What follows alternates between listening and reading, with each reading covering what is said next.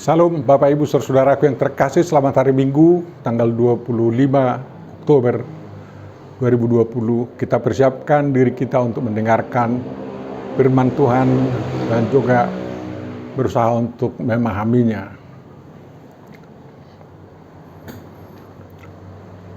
Damai sejahtera dari Jehovah Elohim, Yesus Kristus Roh Kudus, Tuhan kita yang Maha Esa itu, yakni damai yang melebihi dari segala bentuk damai yang dapat diberikan oleh dunia ini, kiranya memenuhi, memelihara dan menguasai hidup kita sehari-hari dalam mengarungi samudera kehidupan yang penuh gelombang ini. Amin. Mari kita berdoa. Bapa Surgawi, kami datang di hadapan-Mu pada hari yang kudus ini untuk mendengarkan firman-Mu. Berfirmanlah ya Tuhan, kami putra-putrimu, para pengikut-Mu, mendengarkan-Mu dengan sungguh-sungguh, dan kami akan melakukan kehendak-Mu dalam kehidupan sehari-hari. Namun kami mohon berkatilah kami dan berikan kekuatan kepada kami, demi kemuliaan nama-Mu dalam Yesus Kristus Tuhan dan Juru Selamat kami. Amin. Firman yang akan kita pahami untuk menemukan kehendak Tuhan yang sangat memberkati kita dalam kehidupan ini, kita ambil dari kitab Injil Yohanes pasal 4 ayat 5 sampai 14. Marilah kita dengarkan dan camkan apa yang diberitakan di sana. Maka sampailah ia ke sebuah kota di Samaria yang bernama Sikar, dekat tanah yang diberikan Yakub dahulu kepada anaknya Yusuf. Di situ terdapat sumur Yakub. Yesus sangat letih oleh perjalanan, karena itu ia duduk di pinggir sumur itu. Hari kira-kira pukul 12. Maka datanglah seorang perempuan Samaria hendak menimba air. Kata Yesus kepadanya, "Berilah aku minum." Sebab murid-muridnya telah pergi ke kota membeli makanan. Maka kata perempuan Samaria itu kepadanya, "Masakan engkau seorang Yahudi minta minum kepadaku seorang Samaria?" Sebab orang Yahudi tidak bergaul dengan orang Samaria. Jawab Yesus kepadanya, "Jikalau engkau tahu tentang karunia Allah dan siapakah dia yang berkata kepadamu, 'Berilah aku minum,' niscaya engkau telah meminta kepadanya, dan ia telah memberikan kepadamu air hidup." Kata perempuan itu kepadanya, "Tuhan, engkau tidak punya timba, dan sumur ini amat dalam. Dari manakah engkau memperoleh air hidup itu? Adakah engkau lebih besar daripada bapa kami Yakub yang memberikan sumur ini kepada kami, dan yang telah minum sendiri dari dalamnya, ia serta anak-anaknya dan ternaknya?" Jawab Yesus kepadanya, "Barang siapa minum air ini, ia akan haus lagi. Tetapi barang siapa minum air yang akan kuberikan kepadanya, ia tidak akan haus untuk selama-lamanya. Sebaliknya, air yang akan kuberikan kepadanya akan menjadi mata air di dalam dirinya, yang terus-menerus memancar sampai kepada hidup yang kekal." Demikian firman yang akan kita pahami untuk dapat kita transformasi atau jabarkan dalam perilaku kita sehari-hari, demi kesiapan kita menyambut berkat Tuhan yang melimpah. Berbahagialah siapapun yang mendengar firman Tuhan dan memampukan dirinya memahaminya dan membuatnya menjadi penuntun hidupnya sehari-hari dalam kasih Yesus Kristus Juru Selamat dunia. Amin. Mari sambut dengan nyanyian doa. Firman-Mu menjadi terang bagi hidup kami oleh kasih-Mu Tuhan Allah Bapa kami. Firman-Mu berikan pada kami agar menjadi berkat bagi hidup kami. Amin. Bapak Ibu Saudara, marilah kita simak apa yang dapat kita pahami berdasarkan firman yang telah kita dengarkan tadi. Yang pertama, tentang air. Berita yang kita dengar tadi berbicara tentang air. Satunya air sumur atau air bumi, air dunia, yang dapat digunakan sebagai air minum, dan satu lagi air hidup yang terus memancar sampai hidup yang kekal. Berarti ada dua macam air yang perlu untuk manusia. Dalam usaha memahami Trinitas, ada teolog yang membuat air sebagai gambaran ketritunggalan Tuhan yang alkitabiah. Katanya, air itu bisa menjadi gas, cairan, dan benda padat berupa es.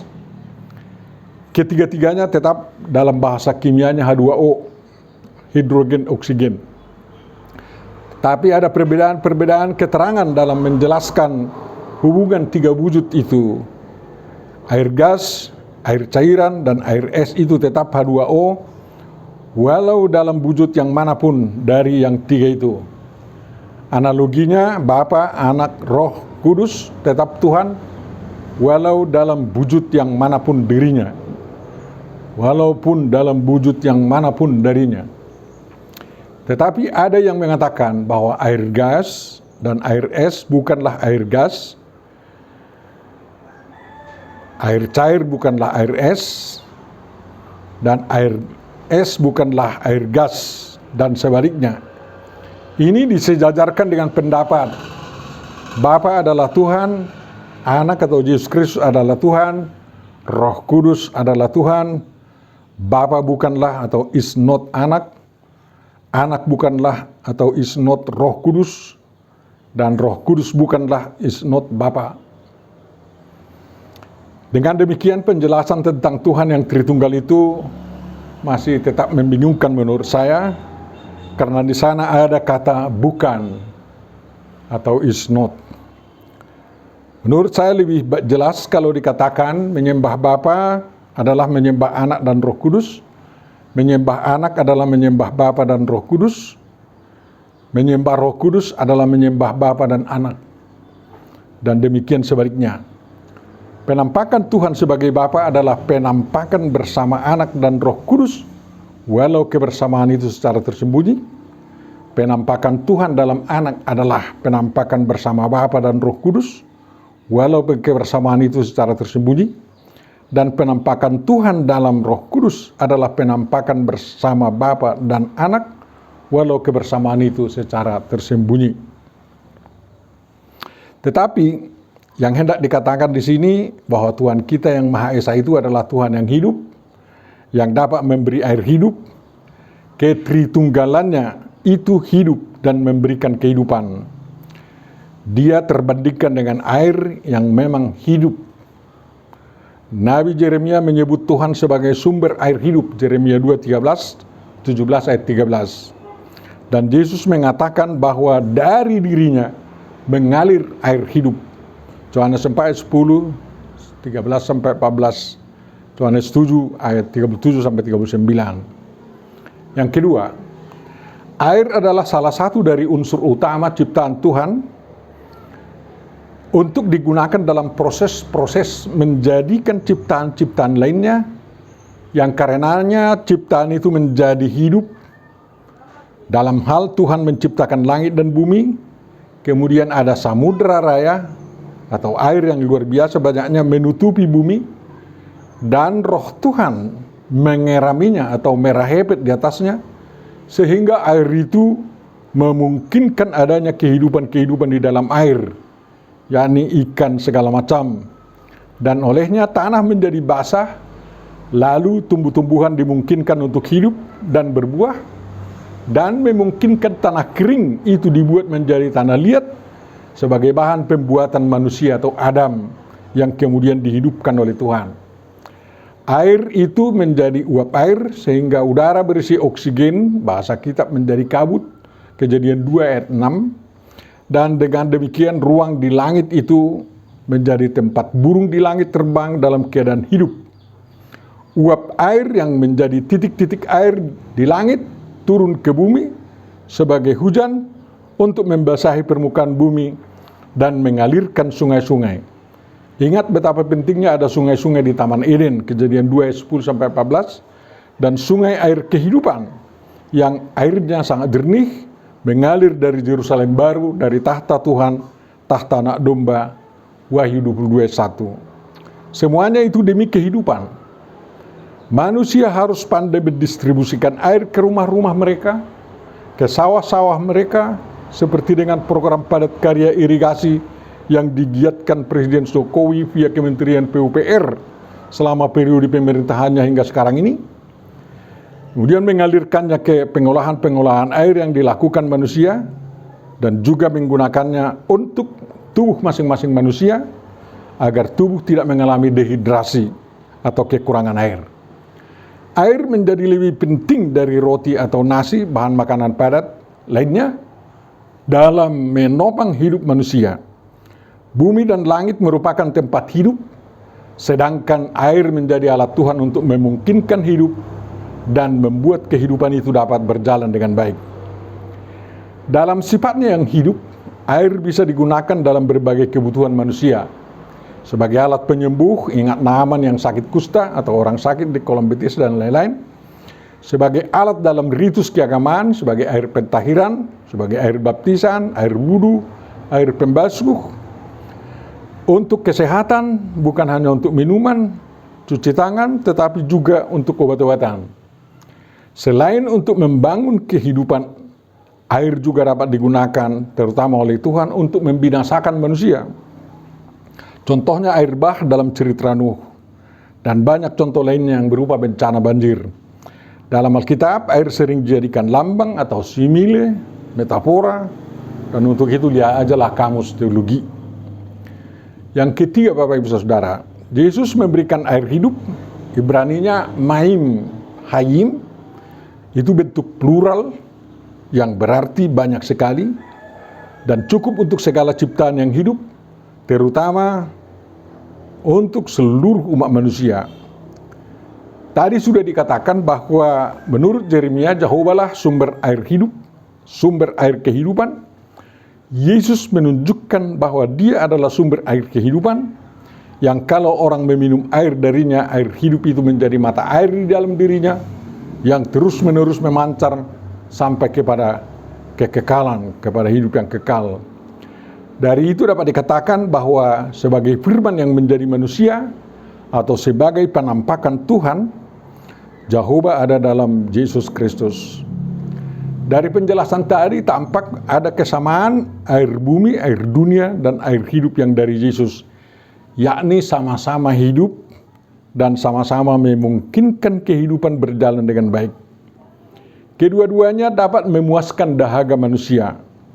Air bumi atau air dunia sungguh dapat atau sungguh sangat memberikan kepuasan dan kesehatan jasmani manusia. Kepuasan dan kesehatan itu berlanjut dengan kebahagiaan, kesenangan, dan kesejahteraan. Siapa dapat memiliki dan menikmati cukup air bumi atau air dunia, dalam arti yang seluas-luasnya, dialah orang terkaya dan paling bahagia di bawah kolong langit. Siapa dapat mengolah air bumi atau air dunia menjadi sumber yang uang, misalnya mengolahnya menjadi bahan bakar mesin mobil hidrogen seperti dikembangkan sekarang di Eropa, dan bukan hanya menjadi minuman botol atau minuman kemasan atau campuran kopi susu telur, atau menjadi bahan campuran obat-obatan, atau menjadi pembangkit listrik, atau untuk mengairi tumbuh-tumbuhan perkebunannya di padang pasir. Maka dia menjadi orang terkaya di dunia. Negerinya menjadi paling makmur. Ya memang kalau prestasi bisa mengolah air begitu dan menggunakannya, pastilah kaya. Kalau suatu negara menguasai lautan, maka negara itu menjadi negara adikuasa nomor wahid di dunia. Ingat LCS sekarang. Negara yang menguasai sungai-sungai yang mengalir melintasi berbagai negara seperti sungai Efrat dan Tigris menjadi negara termakmur di belahan dunia tersebut. Semua itu bersangkut paut dengan kehidupan manusia di dunia atau di bumi. Yesus Kristus tegas memberitahu perbedaan air bumi atau air dunia dan air hidup yang dari Yesus Kristus. Barang siapa minum air bumi atau air dunia, ia akan haus lagi. Mata air untuk mendapat air bumi atau air dunia harus terus dipelihara, tetapi suatu saat nanti itu bisa saja mengering. Sedangkan kalau air hidup yang diberikan Yesus Kristus membuat yang meminumnya tidak akan haus selamanya, dan air yang diminumnya itu menjadi mata air dalam diri orang yang meminumnya, dan mata air itu akan terus-menerus memancar sampai kepada hidup yang kekal. Air hidup yang diberikan Yesus Kristus juga sangat berguna untuk kehidupan manusia di bumi atau di dunia ini. Setiap kali manusia membutuhkan air bumi atau air dunia dalam hidupnya, setiap kali itu juga manusia membutuhkan air hidup yang dari Yesus Kristus. Mengapa?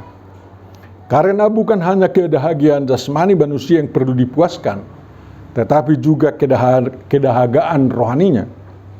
Untuk itu manusia harus mengenali apa itu air hidup yang dari Tuhan Yesus Kristus, yang bahasa Ibraninya Maim Haim, disingkat saja dengan MH. Kata Yunaninya Huror John Hazet. MH itu adalah firman dan karya keselamatan yang berasal dari Yesus Kristus. Firman yang kreatif itu membuat manusia menjadi kreatif dalam menggunakan air bumi atau air dunia. Tuhan Yesus telah menunjukkan firman yang kreatif itu menyertai air sewaktu pembaptisan atau sewaktu pembasuhan kaki murid-muridnya pada perjamuan malam yang dilakukan sebelum dia ditangkap. Firman itu dapat digunakan oleh manusia menyertai setiap usahanya mengolah, menggunakan air bumi atau air dunia untuk kehidupannya. Dengan demikian terjawab dahaga jasmani dan dahaga rohani manusia yang bersangkutan. Kalau karya keselamatan yang dari Yesus Kristus membalut setiap karya dan usaha manusia untuk mendapat, mengolah, dan menggunakan, menikmati air bumi atau air dunia, maka karya dan usaha perbuatan manusia itu bukan hanya kebanggaan di bumi atau di dunia, melainkan juga kebanggaan di surga. Karya, usaha, dan perbuatan itu menjadi seperti memberi air sejuk secangkir kepada salah seorang anak kecil yang disebutkan Tuhan Yesus, dan dia tidak akan kehilangan upahnya daripadanya. Demikian Yesus, Matius 10 ayat 42. Menggunakan air hidup dari Tuhan Yesus Kristus yang berupa firman-Nya dan karya keselamatan yang disodorkannya, membuat karya-karya manusia itu menjadi mata air yang terus-menerus memancar hingga kekekalan. Misalnya, kalau setiap pembuatan senjata di setiap pabrik senjata yang ada di dunia, entah itu senjata nuklir atau senjata apapun, disertai dengan firman dan karya keselamatan yang dari Yesus Kristus, maka setiap senjata itu tidak akan digunakan untuk perang atau untuk membunuh sesama manusia, melainkan hanya untuk menjaga keamanan saja. Didorong oleh air hidup yang berupa firman dan karya keselamatan yang dari Tuhan Yesus Kristus, semua bangsa, negara, dan individu akan terus berusaha untuk tidak ada perang, dan semua bekerja untuk pemeliharaan perdamaian serta persahabatan seluruh bangsa, sehingga senjata yang sempat diproduksi itu tidak meletup hingga masa pakainya habis. Sekarang diharapkan agar setiap manusia, setiap pemimpin negara, setiap kelompok umat manusia mau menggunakan air hidup yang berupa firman dan karya keselamatan dari Yesus Kristus itu dalam kehidupan sehari-hari, dalam kehidupan berbangsa, bernegara, bermasyarakat, berbudaya, berpemerintahan, berkarya, atau singkatnya beripolexos but ak iptek ling. Biarlah semuanya itu bukan hanya berupa kekayaan dunia, melainkan juga menjadi kekayaan surga. Karena seluruh umat manusia membutuhkan air hidup itu, maka pengikut Yesus masih harus segiat-giatnya membawa air hidup itu kepada setiap insan di dunia tanpa kecuali. Yang keempat, Yesus memberikan teladan dalam membawa air hidup itu bukan hanya kepada umat Israel atau Yahudi saja. Yesus menembus batas. Samaria yang konon waktu itu menganggap bermusuhan dengan Israel, dimasuki Yesus yang adalah seorang Yahudi dan menawarkan air hidup itu kepada perempuan Samaria, mewakili seluruh bangsa Samaria non-Yahudi, mewakili seluruh manusia. Yang perempuan ini konon juga perempuan pedosa karena berganti-ganti suami. Kalaulah Samaria dan Yahudi bermusuhan, Yesus mempraktekkan ajarannya yang mengatakan, kasihilah musuhmu. Penyampaian air hidup kepada seluruh umat manusia tidak boleh dibiarkan terhalang oleh karena permusuhan antar etnis, permusuhan antar golongan, maupun antar agama. Tembok-tembok penghalang harus diterobos. Dan yakinlah, endingnya nanti pasti berupa kebahagiaan bagi semua bangsa, semua etnis, semua agama yang dulunya renggang tersebut. Karena mereka menjadi kompak semua. Berbahagialah siapapun yang turut bersama Yesus Kristus membagikan air hidup bagi setiap bangsa, golongan, ras, kelompok, dan umat beraneka agama. Diberkatilah mereka semua yang menerima air hidup yang dari Tuhan Yesus Kristus itu, dan hidupnya bukan hanya berakhir di dunia, melainkan di surga yang kekal, yang disediakan oleh Tuhan Yesus Kristus bagi orang yang berkenan kepadanya. Amin. Mari sambut dengan nyanyian doa, firman-Mu berkatilah kekal dalam hatiku, teguhkanlah imanku, Yesus Juru Selamatku, yang menerima firman-Mu diselamatkan oleh-Mu. Doa dan pujianku, terimalah ya Tuhanku. Amin. Mari kita berdoa. Bapa Surgawi, terima kasih atas firman-Mu, dan memang masih sangat dangkal apa yang dapat kami pahami dari kehendak-Mu tersebut.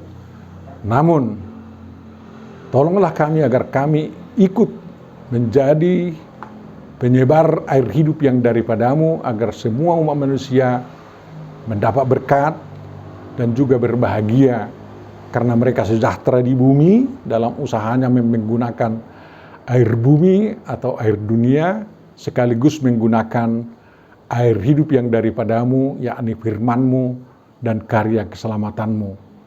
Bukalah pintu-pintu kabar baik untuk seluruh bangsa-bangsa ya Tuhan. Bukalah hati setiap orang untuk menerima kasih-Mu, menerima firman-Mu. Dan kami bawa negara kami ke dalam tangan-Mu. Terima kasih Engkau lindungi sampai sekarang. Dan kami yakin lindungan-Mu akan terus lebih dari 100 tahun lagi untuk bangsa Indonesia yang utuh, yang adil, sejahtera, dan yang membahagiakan seluruh rakyatnya. Jauhkan perpecahan dari bangsa kami Tuhan, dan juga tolong bangsa kami, pemerintah kami, dan rakyat Indonesia untuk mengatasi krisis ekonomi yang terjadi dan juga krisis kesehatan karena pandemi COVID-19 ini. Sembuhkanlah semua orang yang sakit, Tuhan.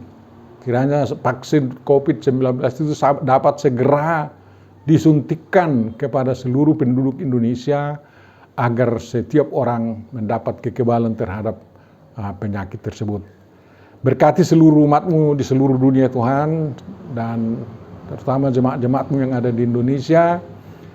Kiranya Engkau juga memberikan kekuatan kepada mereka untuk memberitakan Injil air kehidupan itu. Sempurnakanlah doa kami Tuhan yang kami mohonkan kepada-Mu di dalam Yesus Kristus, Tuhan dan Juru Selamat kami. Amin.